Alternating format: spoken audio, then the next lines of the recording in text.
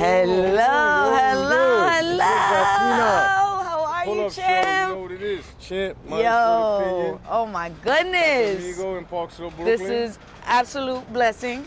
Super excited. Thank you. Brooklyn Zone, you already know. Yeah, so just so everybody know, right now we in my hood. This is where I grew up at. Okay. Parksville, Brooklyn, Red Hook, Gowanus and all that. We in front of Aesthetic BK. It's like the #1 embroidery, clothing making shop on this side of Brooklyn. My brother I grew up with, hoodie, right there in the orange hoodie. It's here. My artist, Bunky Bando's here. So come inside. Let's do this. See what be going on here.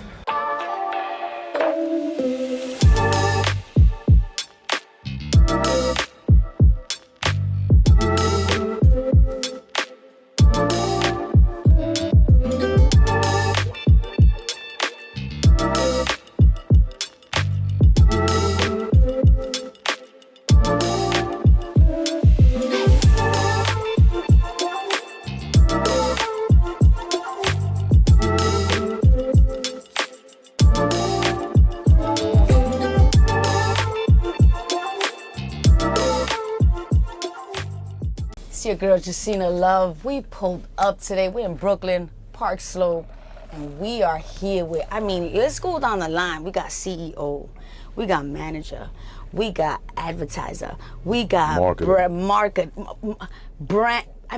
You got brands. That's a lot, man. There's a little bit of too much going on. There's never too much. Yeah, it's never. My manager said to me yesterday, he asked me like, yo, what is one word that defines you? He said, you got so many people that are big celebrities and stars that have one thing that defines them. I said, the man that could. That's it. You know what I'm saying? The man that could. I said, because it's too much stuff. You know what I mean? There's too many things that I do. You can't put me in a box. No, co-host of my Expert Opinion. Yes. Math Hoffa show. Shout out to Math. Yo, I want to go from the beginning of it all. Because right now, what you're doing for the culture, the way you came in, the man that could. Yeah, the man that could. Sincerely. She get that shit put on merch, right?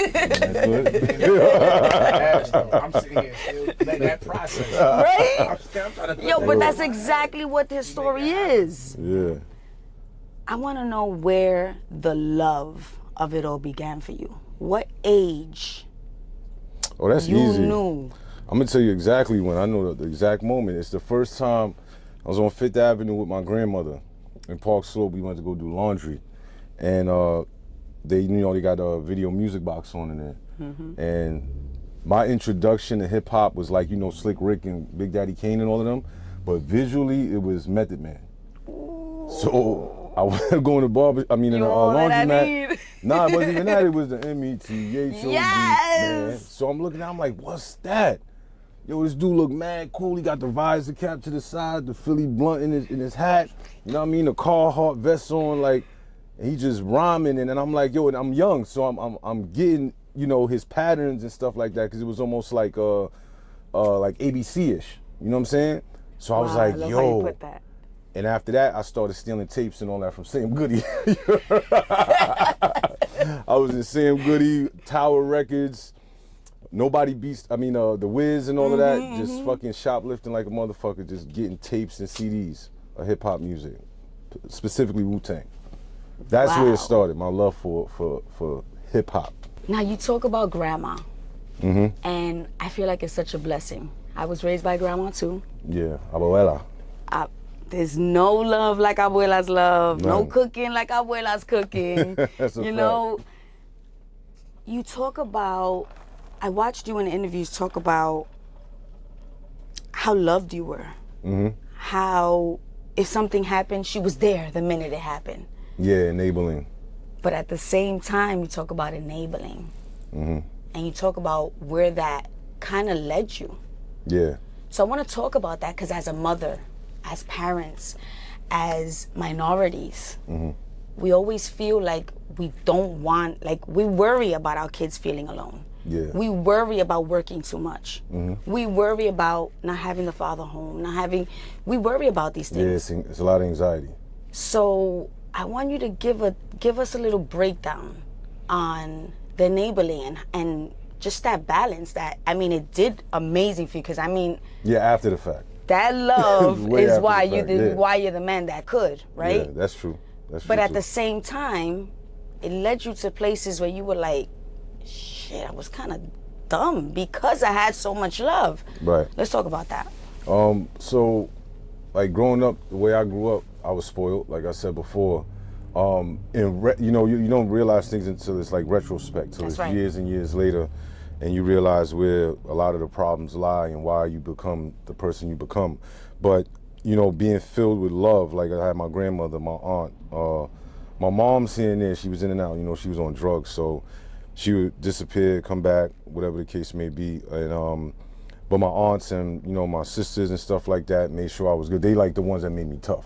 It wasn't even dudes that made me tough, it was women. You heard? Yeah, so being around that love, and then also like learning how to strategize. I learned that from them as well in the household. Like I used to see like my aunt do a lot of sneaky shit. You know what I'm saying? And I would watch her do sneaky shit, and I would fucking partake in her buffoonery. You know what I'm saying? Yo, I'm going, Michael, tell you know, Ma that I'm gonna be over here, but she really somewhere else. You know what I'm saying? Like it started with stuff like that, and then once I was allowed the opportunity to like start going to school by myself is when I really started like being heavily influenced by my peers, because it was just everything was in-house at first, and I was sheltered. So once I got to school and I started being around people that smoking, I'm talking about junior high school, smoking, drinking, shoplifting, taking cars, all that stuff. I wanted to be cool too because I was semi-bullied, you know, being a Jehovah's Witness growing up. You feel me? So I'm the dude, And you the know. limits being a Jehovah's Witness puts Yeah, on you. you It's get like, clowned. You get clowned in school and amongst your peers. You dressing up every like 2-3 times a week. You know what I mean? You're walking with your grandmother. You got a suit on. It's frowned upon. You know what I'm saying? Unfortunately, in our community, but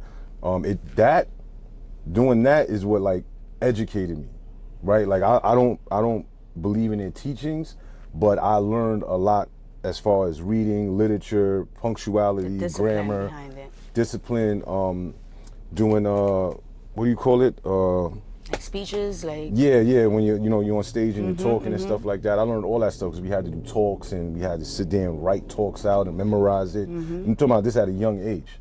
So I learned all of that early on, and besides all the negative stuff that I've done and that I learned, I also had that side of me. And that side of me is something that's stuck. Like the negative shit is gone.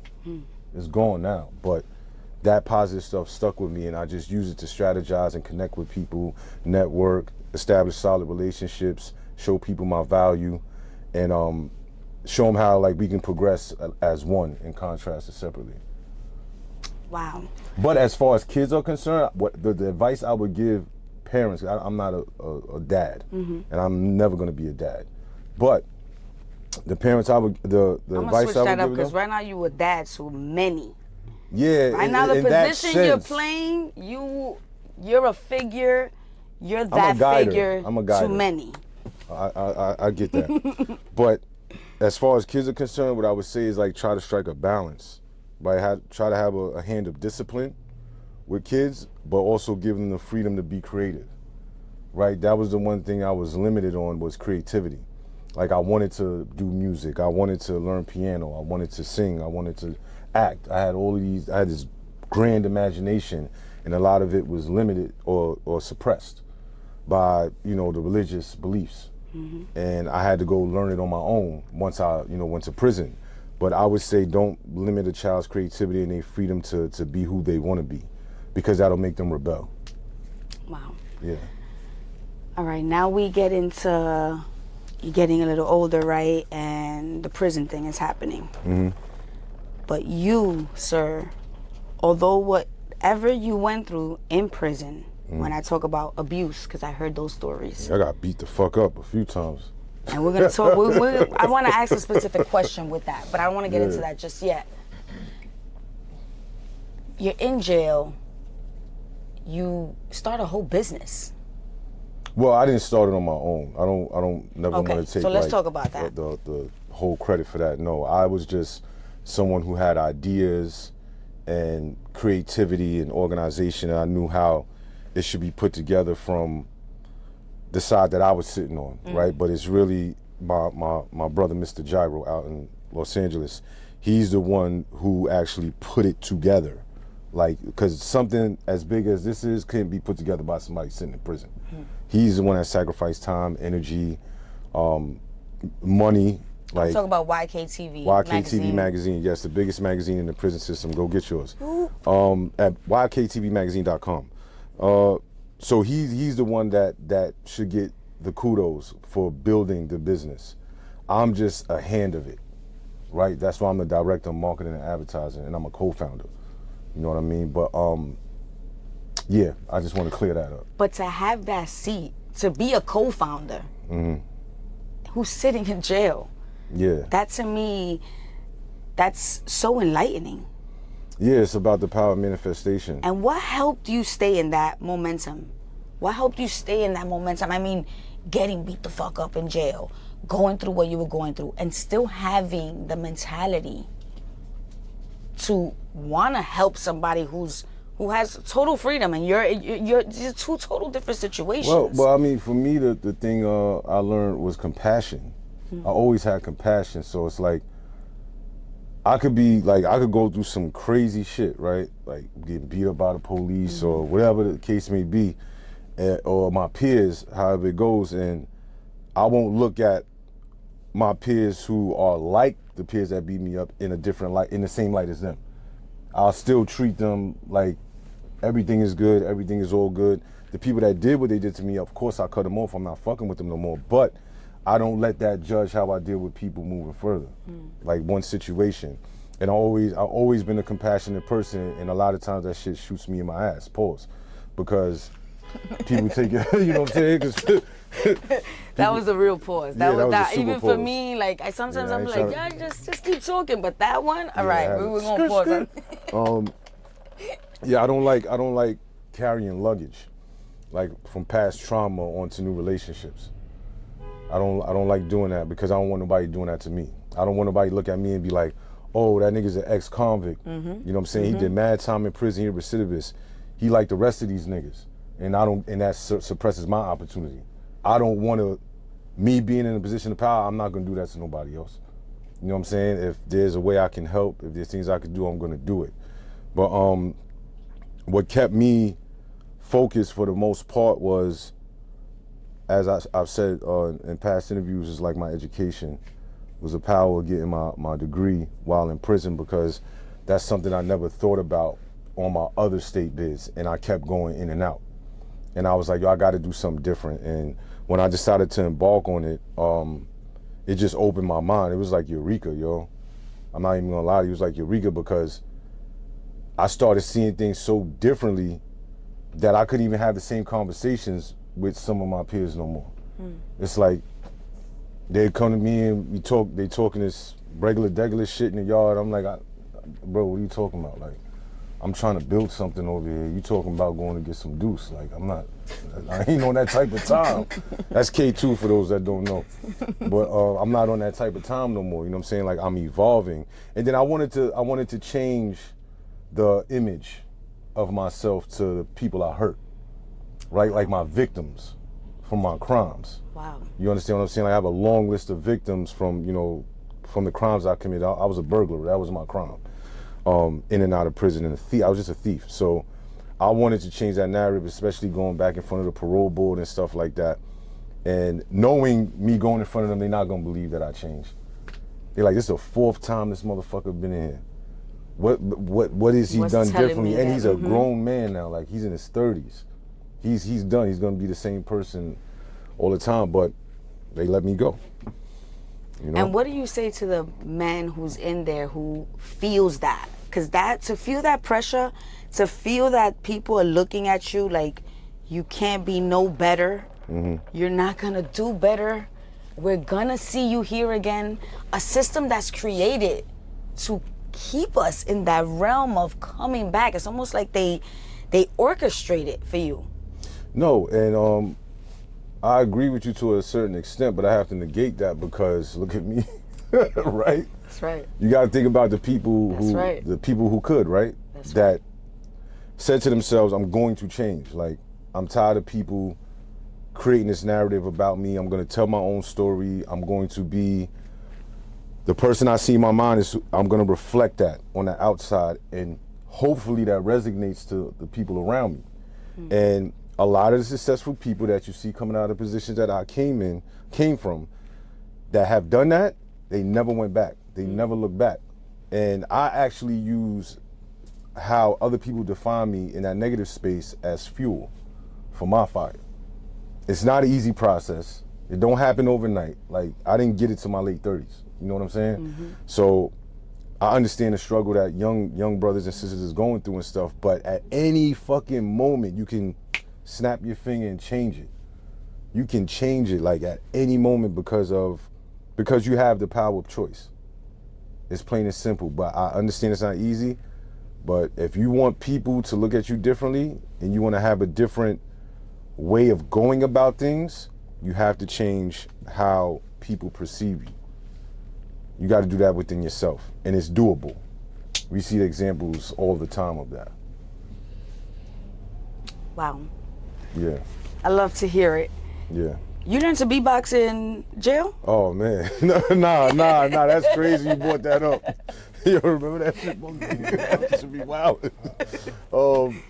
I've been beatboxing since I was like 7, since I was a kid. Oh my Yeah, goodness. and it was just like, it was naturally. I wasn't like in my room playing with my toys and just trying to learn how to do it. It was like the music. I remember the first beat I ever beatboxed. It was Slick Rick's song, Mona Lisa. Like every Sunday my grandmother used to, we clean the crib and stuff like that. And she always had a radio playing. And that song was playing, and one day I just started, like, just. I'm like, and my grandmother was like, what's where's that? the sound coming from? It's almost like Word. when they do puppets. What do they The ventriloquist? The ventriloquist. I'm like, yeah. there's like an extra voice box in there, right? Yeah, Timberland said that too when I met him. Timberland was like, "Damn, where all that bass come from?" You know what I mean? But yeah, it was just natural. I ain't gonna lie. I can't tell you that I can't see. I mean, as I grew older, I learned how to make it more sophisticated. But I was always good at mimicking. Like even watching Family Matters and Fresh Prince of Bel-Air. Oh, I love it. The Cosby Show and all that, and going in the mirror and mimicking, the scenes and stuff like that by myself. I was also good at, I guess it's the hippopotamus, whatever part of the brain it is, hippocampus. And I guess that part of my brain is like larger. So I would just retain rhythm and sound, and I'll be able to mimic it for the most part. Yeah. So, meeting Math Hoffa, coming out of jail, changing your life. Yeah. Now, for me, I'm sure you've said the story 1,000 times, right? How you met him. And we'll get into that. But for me, you said something so important to me. You said he gave me an opportunity. I had to prove myself. Yeah. And I feel like right now, we're kind of in an industry where there's so many opportunities at hand that I want to get into the idea of gatekeeping, right? Somebody like Math Hoffa, right? To come and give you an opportunity like this. Yeah. Do you feel we need more of that right now? Now, I feel like the opportunity, like signing on to Instagram, that's an opportunity. Opening a page now, that's an opportunity. You got signed on YouTube, that's an opportunity. But it's not like an opportunity of someone who's sitting in a hot seat. Okay, so I'm gonna put it to you like this, right?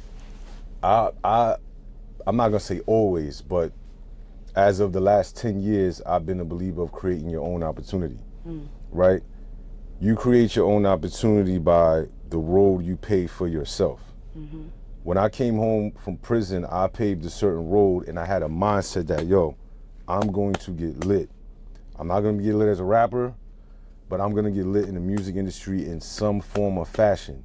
And it started with the magazine, being in prison and connecting with artists and stuff like that. That was like my opening, right? But then coming home and not sleeping, running out to 6-7 events a night, industry events, acting like I'm a security guard to get in the spots, chasing behind shampoo. You was still doing your aunt sneaky shit. Yeah, I was super what sneaky. That's aunties the burglar taught you. skills. You heard? I was slipping into shit. You know what I'm saying? But I sacrificed a lot because I wanted to create an opportunity for every year to get bigger and bigger. And when I reflect on, you know, me meeting Math and stuff like that, and the fact that we met through a therapist, that's cool. But prior to that, it was me creating opportunities for myself. I was in a space, when I met him face to face, I was in a space I wasn't even supposed to be in. I snuck into the club, Made in right? America event, right, in Philly. I snuck into it. I wasn't even supposed to be there. I had a, shout out to my man Dren Starr, I had a Duce shirt on, I had a bucket hat on. You had the whole get up. And he was like, yo, oh, he works for Duce. I walked right in. You know what I'm saying? Went to the Duce Lounge, met a bunch of people, network, had magazines with me, showing people it. And then Math pulled up. And then I'm like, yo, because we had spoke over the phone before. So I'm like, yo, I'm Champ, bro, da-da-da. He was like, oh, word? He was on live. He turned his live off. He's like, yo, what's up, man? Da-da-da. We sat down and talked for like an hour and change. And then, you know, he told me to come by the show on Tuesday. And that was Uncle Murder and Tony Yayo. And oh, the best. that was, when that I was a sat viral with interview. them, oh my God. Yeah, them dudes is different, especially Yayo. Shout out to them.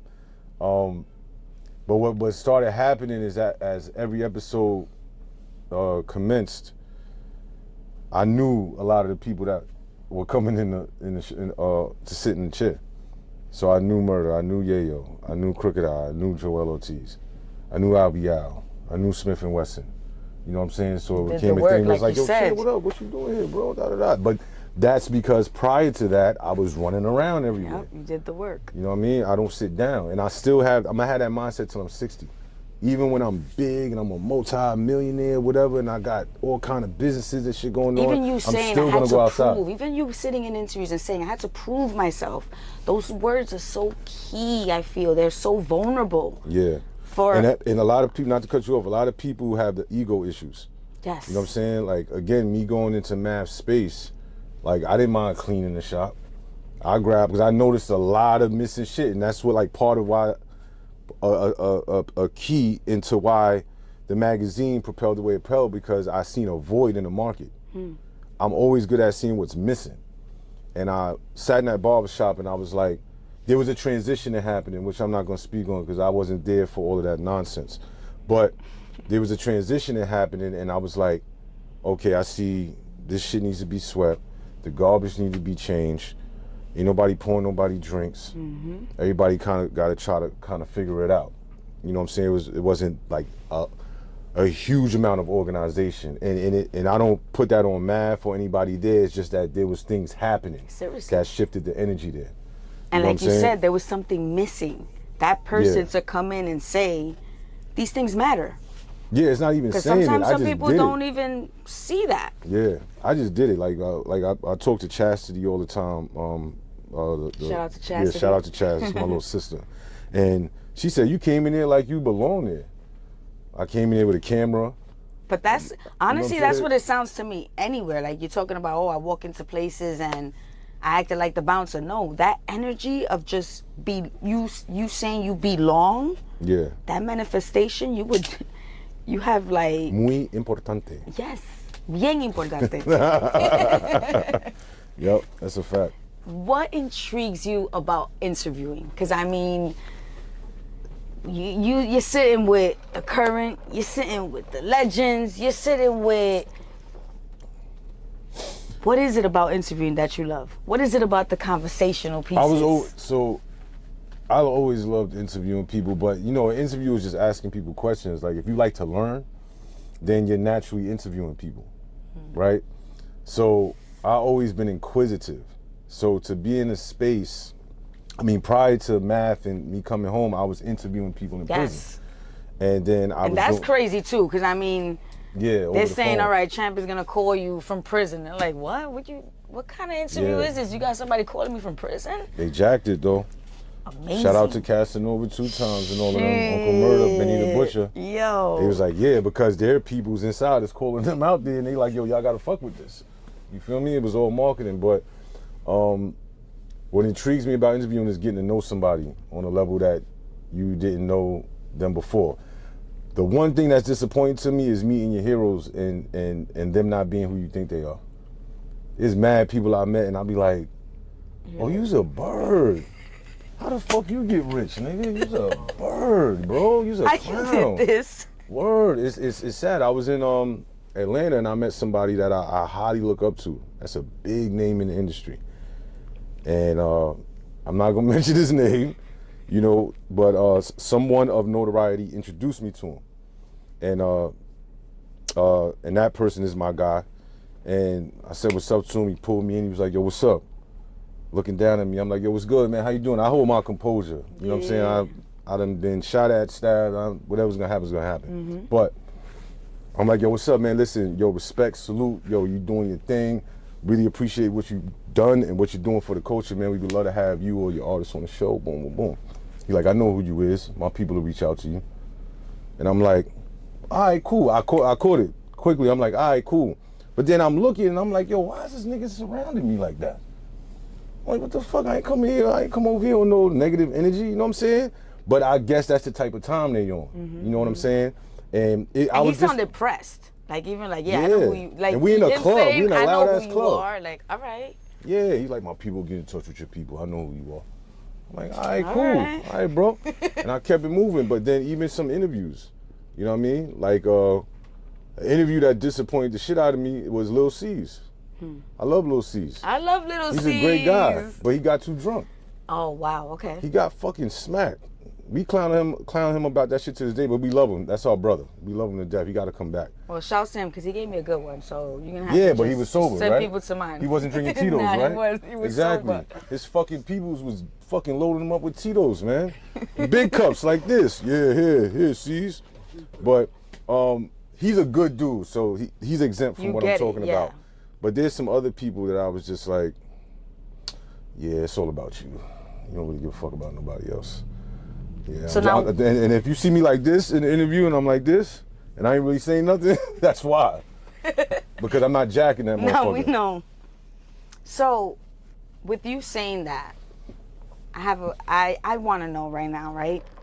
I feel like media, we run the narrative, right? Right now, there's a lot going on. I feel like it's overexposure. We got 1,000 pods of this. We got radio swaying. We got the news swaying. Do you feel a responsibility right now? Oh, fucking yeah. Hell fucking yeah. I feel a responsibility. Motherfucking right. I love that. High free. Because I'm 40 years old. So I come from an era of music and talent and a time where it was limited, right? Where you, not even limited, but the access was limited. Where you had to be like really nice and you had to really be dope to catch somebody's ear and get on, right? And now there wasn't many spaces. Like there wasn't. It wasn't. Now there's 100 slots. Back in the days there was 3 slots. You either made it into those 3 slots and then, you know what I'm saying? Yeah, but now it's the relationships. Because like you said, there's 1,000 pods, there's 1,000 rappers, there's 1,000 producers that have access to this advanced technology.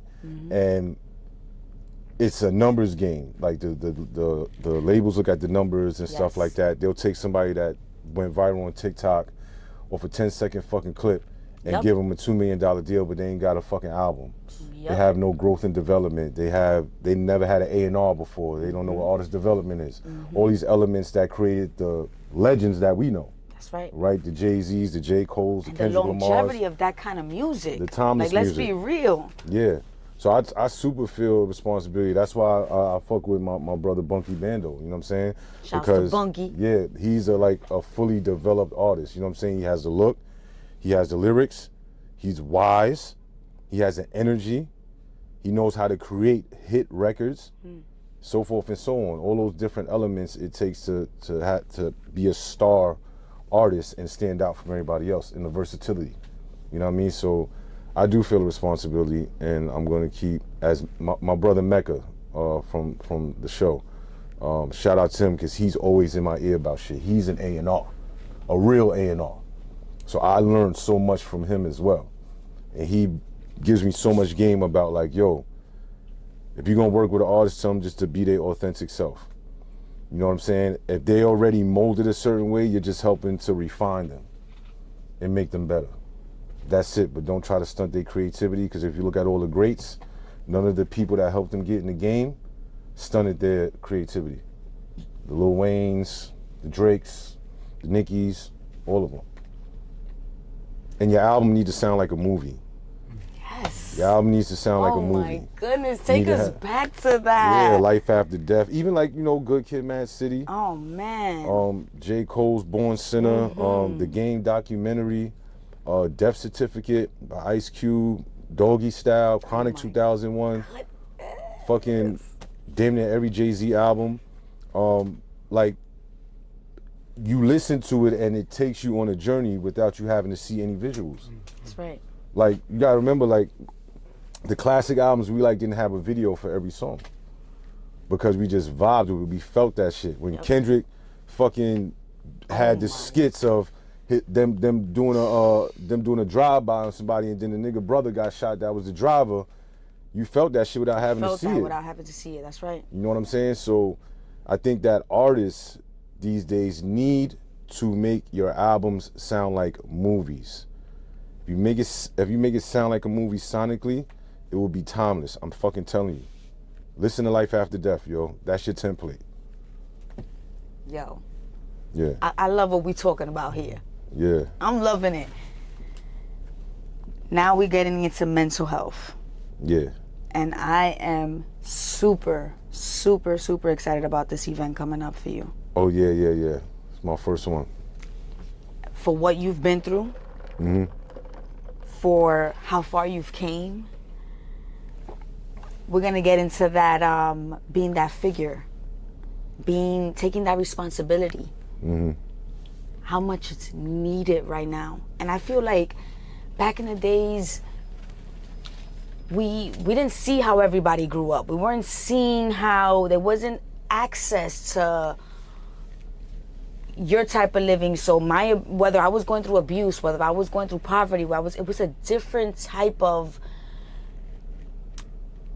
we were stronger, I feel. Because we came from a place of pain.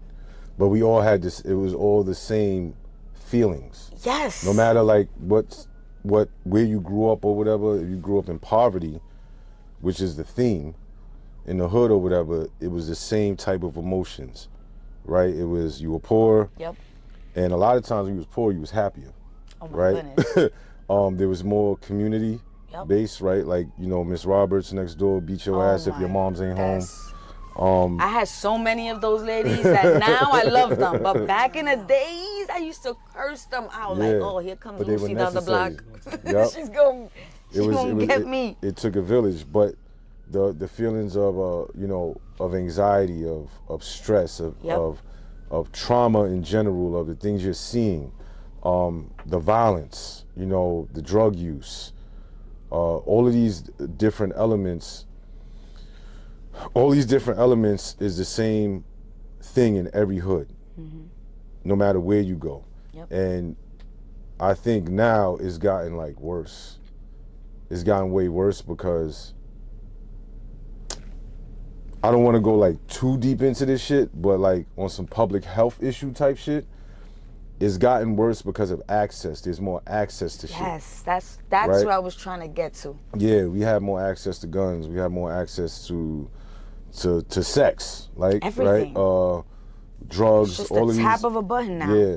Before it was if you didn't read, you didn't know too much. Or if right? you ain't know somebody that knew somebody. Yep. You know what I'm saying? Like, and then even when you knew somebody, you didn't broadcast that shit. You wasn't online talking about, yo, I just shot 8 niggas, yo, you next. Click, click, bow. You know what I'm saying? Like, you didn't see that back in the days. Exactly. So it's the access, the advancement in technology and stuff like that kind of fucked a lot of things up. But again, it's the same thing over and over. And when you talk about mental health awareness and the reason why a lot of people are doing the things they do, it's more reactory than it is like, what's the word I'm looking for? Premeditated. Yes. Then more than premeditated. So when you see somebody running down the street half naked or something like that, just yelling, blah, blah, blah, whatever the case may be. There's a reason for that. Excuse me. That reason could be drug use, it could be the way he grew up, could have got raped, could have been a multitude of things. And because the access is limited when it comes to mental health, I would say, not reparations, but mental health reform, right? It's gotten out of control. It's gotten out of control. And the point of the event that I'm doing on February 25th is to raise the awareness even more, but also have some type of solution for it, right? So a lot of the people I have on the panel are solution based. I know we can sit there and talk about the problem all day, but how are we gonna solve it? Yes. You know what I mean? How are we gonna fix it? And that's the things that we'll And that's be what I feel like discussing. we're focusing too much on now. I feel like Instagram helps you broadcast the problem, but who's there to solve it for that person? Who's there helping these people? Who's there? So now we have people posting their problems, other people taking from their problems, almost even making fun of their problems. Like it's a world of, it's like a cycle of, like it's a spiral. It's a cycle of shit. Yeah. It's a cycle of shit. I've never been the type of person to like really broadcast negative shit on my page. I say stuff in my stories because I'm triggered. I heard or I seen something, so I'll say something, and I don't know, man. Motherfuckers always think I'm talking about them, and it's like, I'm not talking about you. If the shoe fits, wear it though. Yeah, Anyway. you know what I'm saying? Don't apply, let it fly. But for the most part, I understand I'm an older guy now. Like I still sometimes I have a mindset of like I'm still in my 20s, but I know I'm an older dude and I'm leading in many ways, so I'm careful about the things I post, the things I say, how I say it, and because I just want to be a teaching source. You know what I mean? I just want to be an example. Like, damn, this nigga did 4 bids, plus he was in juvenile, so really 5. He got his education at 35 or something years old, helped to create a brand, and came home and got with this dude, and then evolved to this. Shit, man, I ain't fucking around no more. I could do that too. And motherfuckers got a lot of low key, a lot of motherfuckers got the bag, and they can do it. Yes. You know what I'm saying? It's just that a lot of times they be caught up in the turmoil of the glitz and glamour. That pride. I feel like we need more vulnerability out there. We need to show what it takes. The vulnerability is how to get through. Yeah, show when you broke. Stop showing when you got it. Like, if you're a creator or some shit, like, that's what I want to see. And I'm mad I didn't do that, like, when I had the chance to. Like, when you fucked up and you going through it, show that shit. And then show your evolution. You'll grow a crazy following because people will be like, I relate to that shit. If I wish I had a camera when I was locked up. Word, right? Yo. I wish I had a camera. What happens with that? Rewind a little bit. What happens in those situations where a CEO takes advantage? Do you ever get into the position where you're out of jail and now you get those CEOs in trouble? Did they ever get in trouble for what they did to you? Like, how does that work? No, I mean, we still have a certain code. I still have a certain code of ethics, especially at that time. Well, I'm not even gonna say that. At that time, like when the times I got beat up by the CEOs, it wasn't even a code of ethics. It was really fear of reaction. Because when I got beat up in Kawasaki in 2001, after it happened, I was like 17 years old. So after it happened, the OGs in the SHU, which is a special housing unit, the box, told me like, yo, you can go to a lawsuit, this, that, and the third. But then I had another nigga telling me like, nigga, don't do that shit. They gonna beat you up every jail you go to. Seriously. And that resonated more to me than me putting in a lawsuit and getting my ass kicked around the fucking And that's for the that rest of my street bid. smarts too, because you know what I'm saying? We come from that, so we know. Yeah, and then I'm looking at examples of older niggas that get beat up everywhere they fucking go because they want to be super law niggas. Like they want to write up everything. They want to drop grievances. They want to do lawsuits on every little thing. Yo, you didn't give me my package this month. I'm putting in a lawsuit. Like, man, shit, next you know, y'all there, teeth missing, maybe missing a scrotum. Who knows? You heard? You never know. Not the scrotum. You never know. Pause. Shit gets real in there, but I was more so, I was moved by fear. You know what I'm saying? Like, damn, man, all right, these niggas beat me up or whatever, I'm gonna hold it down. And it actually is a weird paradigm because they actually respect you a little bit. Like when you hold it down, it's fucked up. It's a fucked up way of thinking. It's a fucked up way of looking at it. But you know, in the situations I had, I always fought back. Wow. It wasn't like, you know what I'm saying, they just jumped on me and beat me up. No, I always had the opportunity to set it off, or they hit me and I hit them back, or we just wrestling and throwing each other around. And there's a certain level of respect that happens after that with certain officers. Like they'll come to your son and be like, yo, you good? You know what I mean? I'd be like, yeah, I'm good, man. Fuck out of here, yo. Get the fuck away from myself, yo. You know what I'm saying? But on Rikers Island is where that's more prevalent. Upstate New York, it's a little different. Upstate New York, them fucking Jolly Green Giant motherfuckers up there, they will leave you. You know what I'm saying? You lucky to get by. Just take it with a grain of salt. And my mindset was, yo, this ain't my environment. This is not where I'm supposed to be. I'm not gonna be here for the rest of my life. That's right. All right, y'all got it. All right, cool. Y'all got one up on me, it's cool. Mama won't find you. Yeah. Mama will be looking for Word. you. She will not find you. Yeah, but on Rikers Island, it was a little different because we was dealing with our own people. That's right. A lot of Latin people, a lot of black people, and you know, a cop on Rikers Island will take his belt off and be like, come in the back. And he'll shake with you one-on-one. You know what I'm saying? You shake with them one-on-one, but you can get beat up, or you can beat them up, or it's a tie, or whatever, but it's a level of respect that happens after that. Like, all right, you good. All right, we straight. Next thing you know, you locking out for the night. You on the phone longer. You might get some Popeyes or McDonald's. What are we hiring? What are we hiring? This was during the time I was in there. I don't know what's going on now. This is when I was in there, but it's a funny paradigm, and the other side to it is that we be disrespecting the shit out of our own, like, race of COs, especially on Rikers Island. But that Willie Lynch shit is real, because when niggas go upstate, yes sir, no sir, okay sir, da-da-da, like, they invoke and they set that fear in you off the rip. You know what I'm saying? But it's really psychological from way back in the slave days. And if you're smart, you understand, yo, I'm on a plantation right now. That's just what this is. I'm on a plantation, and that I got beat up a lot because I came in on a Rikers Island mentality. I came in thinking, oh, if the police says something to me that was disrespectful or whatever, I'm going in his mouth. I learned that shit early on, like, nah, bro, you wildin'. Some niggas try to kill me. You understand what I'm saying? So after that first instance, I was like, all right, I'm gonna calm my ass down. And then I went to another jail. After that first instance, I went to Comstock. I went to the box, then went to Comstock. And when I got there, I got into an issue with a gang member. Beat him the fuck up in the yard. And the police beat me up. They beat me up for beating him up. You're creating disorder in our jail. Get him the fuck out of here. You know what I'm saying? And I'm like, all right, so I can't beat people up if I feel disrespected, my peers. I definitely can't set it off on them. I'm gonna just tuck my tail and be a bitch. No disrespect. No. You know what I'm saying? But, you know, I didn't. I still kept wilding. I mean, and at the end of the day, you got your degree. You found that was other later things in to life. do. Yeah, I was an adolescent at that time. I was young. But all it of this took a long time. But it took all of that to get to where we are here today. Yeah.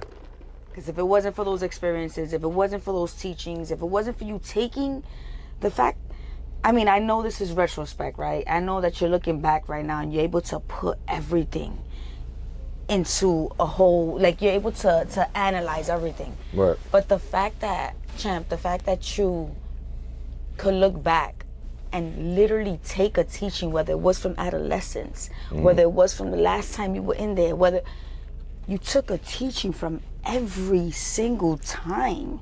You took you took that and made it into something. Yeah. It created a new champ every single time to the champ we have today. Yeah, lemonade now. Ain't no more lemons. And where the name Champ comes from? Champ comes from I mean, you a champ. There's no, I don't even have to ask it like that because it's obvious. I appreciate that. Now that come from when I was younger. Oh, so they knew. They marked you was- with the champion. Yeah, because when I used to go visit like my mom's in the projects, my mom's used to live in Red Hook projects. Mm-hmm. So I used to go there and I used to always be fighting. So like the hustlers and all that over there that my mom's was working with or whatever, they used to be like, yo, he a little champ. He a little champ. You just be socking people up the head. Nah. And that shit just stuck with me. So I used to tell, like, it wasn't until I got like older, I used to tell people, yo, my name's Champ. Don't call me Michael. Don't call me this. Don't call me my name's Champ. Get the fuck out of here. Yo, let me tell you something. Let me tell you what's a trigger word for me. And a lot of people got beat up behind this because we know what this word means from where we from. Somebody calls you a chump. There's been times I'm in places because I'm a cool dude. I'm talking about in prison. I'm a cool dude. You know what I mean? I chop it up with people. I'm kind-hearted, whatever. They be mistaking that shit. And I remember a few times when I used to gamble. Back in the days, I would be gambling. And they'd be like, you lost, nigga. You ain't no champ. You a chump. Like automatically. It's like a trick. Like automatically, I'm gonna jump on you. I don't care how big you are, who you are, whatever. And that's part of mental health shit.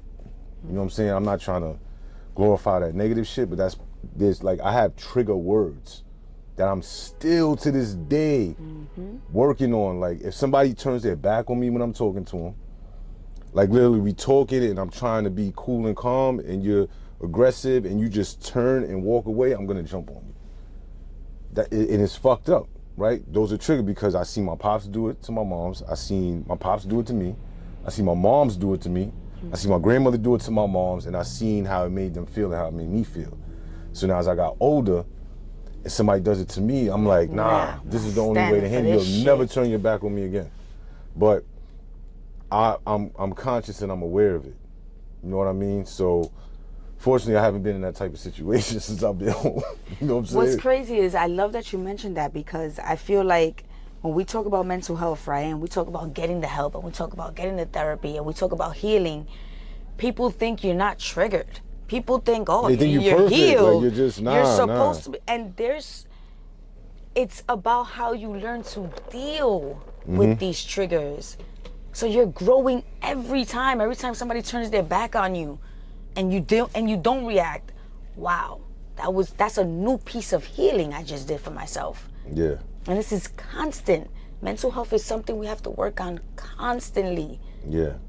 I think as long as people are conscious of what it is, if you accept it, like if you accept that there is an issue and you know where it stems from, then you can do better in trying to not fix it, but mend it. You know what I'm saying? Like not put a Band-Aid on it to help it heal over time to where it scabs and then the scab peels off and now you're good. It's just a little chink in your armor now. You know what I'm saying? It's about being conscious of it and then in progressing even more. That's why I started going to therapy when I first came home because I knew I had issues. All the shit I went through, I'm not normal. I know that. I mean, who's really normal? But I was like, I keep going in and out of prison. Like it's okay. Like, I don't like being around women. Like, I don't like getting money. Like, I don't like being around my family. Or like, I don't like being around, my nieces and nephews' birthdays and when they graduate in school and like, I ain't missing out on life. Like, you really had a whole life, a family. Yeah, people dying, like, all that shit. Like, and another thing for me is that the reason why I work as hard as I work because I lost so much time. That's the main thing with me. When young boys come up to me and ask me, like, yo, I want to be like you be going hard. I'll be like, you don't want to be like me. No, you don't, because you're going to have to get stabbed. You're going to have to get shot at. You're going to have to lose people. You're going to have to go in and out of prison for 24 years of your life, yada, yada, yada. It's more so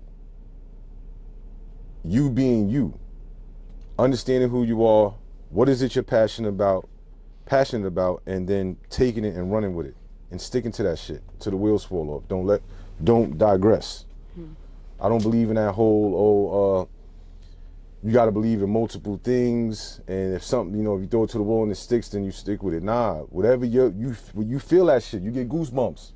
When you make a record and that shit is smacking, you feel goosebumps. That's his purpose. That's what he want to do. He's gonna win at it, right? Me, I I like networking with people.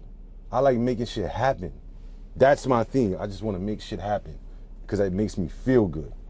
And that's why I'm outside all the time, every day, networking. It could be, I got 1,000 things on my vision board right now. But if Bonky called me and be like, yo, Champ, I was thinking about da-da-da, or wait, hold on a second. I'll call, I'll make it connect. And I'll get 1,000 other calls like that throughout the day. And I'll make shit connect. You know what I'm saying? So. Well, all I gotta say is that for the gatekeeper situation, I'm happy you one of the gatekeepers right now. I'm happy you got the key because you gonna show what it should be. This is community, Champ. What you're doing, what you came out to do, the thousands of things you're gonna work on doing. You're right. Oh wait, hold on. I just want to go back a little bit.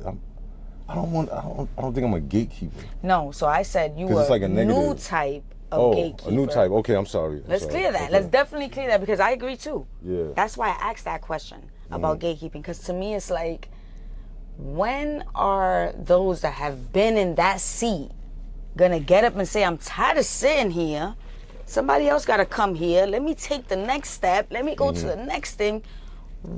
So I feel like it has the industry. I feel like sometimes we complain about where music is and I feel at the same time the OGs are not putting in the work.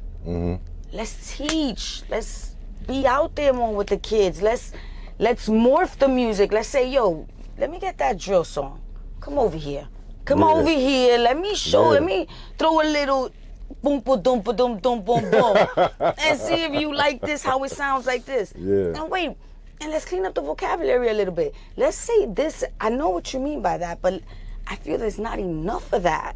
And we're doing exactly what's happening in our hoods. That's the problem, is that art is imitating life and vice versa.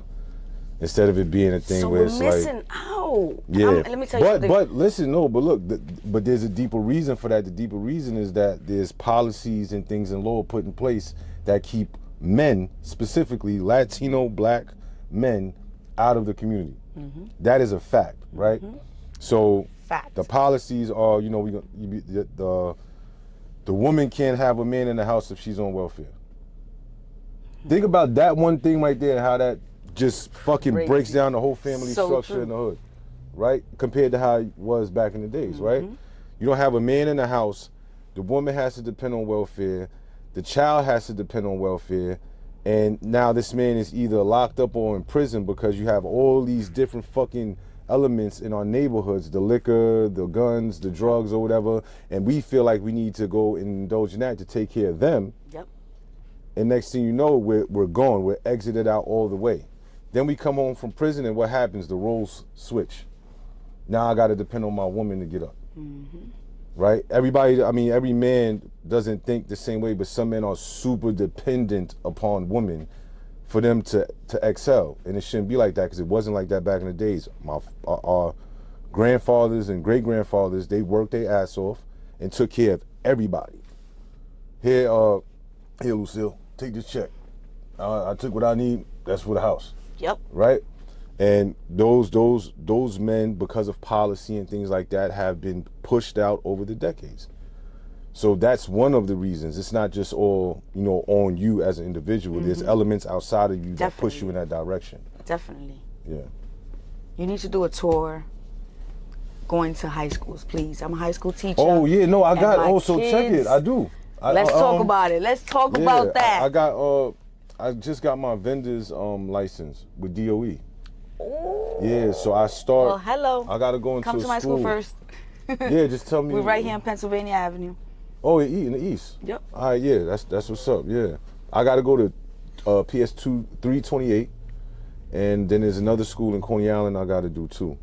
So they putting together my schedule now. Yo, Jeff is known for years. Yeah, I already East know. New York. So when I tell you, my young souls will really benefit from just the conversation that we had today. Yeah, let's do it. I got a lot to say to them, and they gonna listen. So wait a minute, you're not producing no shit. Like, you gotta be. I know you're creating a movie somewhere. I know. Shit. I'm working on it. All right. I'm working on a docu situation. It's gonna come. It's gonna come soon. Pause. But I still got some more groundwork to lay. Like I just put together my electronic press kit like 2 months ago. But You know what I'm saying? Huh? You did it on top of everything Yeah, else you but do. I had to put work in first. You know what I'm saying? Because I was like, yo, I want my EP came and somebody look at it to be like, yo, what this motherfucker don't do? You know what I'm saying? So, but yeah, I got some ideas and some things that's going to come to fruition by the end of this year. You know, I work with Robert F. Kennedy Jr. too. Can we talk about that? Yeah, I was gonna say, wait a minute. You was okay. Tell me about that. So I met Robert F. Kennedy Jr., who's running for president of the United States. When he came to the show, my man, shout out to my man Tremel. Tremel brought him to a Math Hoffa show. We did a dope ass interview with him. We were actually the first platform that he came on. Pause. Shit. That Can't say nothing he no visited. more. All right, I'm gonna leave it on. We were the first platform that he came on as far as a podcast. He never did a podcast before us, as far as an urban podcast. Okay. So he came on there, told his story. We sat there for about 3 hours. I was like, yo, damn, this dude did a lot of shit. Like I was just listening most of the time. And then me and him had a sidebar conversation, and he was like, well, Champ, tell me about yourself. And I was like, well, Bobby, my name's Michael Smith Baker. You know, I turned the educational part on and shit. Immediately. And he was like, oh, calm down. I'm like, all right, listen, my nigga, right? So check it, right? Nah, I ain't do that. But I was like, we had a great, you know, informal, in-depth conversation, and he was like, Tremel, I like this guy. I think he should be a part of our campaign. And Tremel was like, yeah, I think he should too, because he has his foot on the ground. Mm-hmm. He be outside and da. So I started off as a delegate. And as a delegate, what you do is like you go to different states as a part of the campaign and like get people to sign up and come to rallies and stuff like that. So at first I was a little apprehensive, but then I was like, you know what? No, I need to do this in order to excel to something more. That's right. And I was only a delegate for like 2 weeks. And then he was like, nah, we need you as a staff assistant. Because I started making certain things happen. I got him on Vlad TV. I got him on Earn Your Leisure. I got him on, what else I got him on? I'm on a bunch of stuff, man. I don't even remember everything. But he got on the podcasts and platforms that mean something. You know what I mean? And I told them I think it's a good idea for him to do that because he can speak directly to like the youth. Because the youth is not watching CSNBC and all of that other nonsense, CBS and ABC. They're watching the podcast. So they ain't even listening to the radio. Exactly. And I brought him on a Young Jock show, morning show in Atlanta too. And every interview he just knocked it out the park. You know what I'm saying? So they was like, yeah, nah, you need to be a staff assistant now. And I've been on since last year, July. Just came back from Atlanta with them for MLK weekend. And we linked with Killer Mike. I'm so excited for you. Yeah, thank you. We did working on the record. The record is almost done with Turk from the Hot Boys. Drummer Boy did the beat. Boosie. Shout out to Boosie. Boosie funny as hell. I could imagine. Jazzy Faye. Scrappy's getting on there. Jacina Valentine. I love Jacina with that. Yeah, it's gonna be. I love Jacina. Yeah, that's that. Yeah, we'll talk after. That's the homie. I just interviewed her not too long ago. And some other artists. I'm trying to get some artists from New York to jump on the record because it's gonna be like a We Are the World kind of record. But it's called Standing on Business. So that's the theme for 2024. I don't want to hear it. Yeah, we actually got RFK. I had posted on my gram. We actually got him to say, hey, this is RFK and I'm standing on business. Like he said business, like he ain't say business. You know what I'm saying? He said it how we like him to say it. Yeah, he said it on some southern shit. But yeah, so we did that. I met with some dope people. Shout out to Ray Daniels, my guy from the God Show. I had a great time out there, and we took care of a lot of work. But I'm gonna continue in this like political sector. I like it. I like it a lot. I like it for you. I see it. Yeah, because I want to change policies. Yes. That's what we I want to do. need more of you. We I need appreciate that in the politics. Yeah, and It'll I help told us them, trust more. It'll just, I just feel like, the kids right now, that's what they need. They need figures where they could say, okay, I'm going to respect the cop on the corner of the street just because there's certain things. Because I saw Champ and he enlightened me on something, and next time I get approached by a police officer, I'm going to do a little different. So I feel like that's what we're missing. We're missing that. I know at the same time, they are abusing of us. Yeah, there's a lot of, we already know, right? We already know what's going on in the system and what it's created to do to us. yeah, But at the same time, who's teaching our kids right. how to beat that? I think one of the key things, and I'm gonna leave it at that, at this, is that we gotta just be ourselves. Like, don't try to suspend who we are. Even on the campaign, it's political, so it's like a certain etiquette, it's a certain way you speak and That's right. things of that nature. But they accept me for who I am. That's right. I'm not what you got. I didn't come from that. You know what I'm saying? I'm learning as every day progresses. I know what my value is, what I have in my power to do, and I know what's needed. So this is who I'm gonna be. Like, when I see Bobby, I'm like, yo, what up, my guy? Like, that's what I do when I see RFK. You know what I'm saying? He'd be like, Champ, what's up, man? Like, it's regular. I don't want to have to be all, that's not me. You know what I mean? You can get that from somewhere else. Yo, Champ. Anything else we missed? Nah, make sure y'all go on Eventbrite. Go on my Instagram page at Champ MEO and click the link in the bio. It's Champion Style /Eventbrite. Make sure y'all go get a ticket for my mental health awareness and business literacy event on that's gonna be in Brooklyn. And I think actually Brooklyn Ridgewood, over there in that area. Make sure y'all follow me on Instagram. Make sure y'all watch Math Hoffa's My Expert Opinion Show on YouTube at it's youtube.com/Math Hoffa.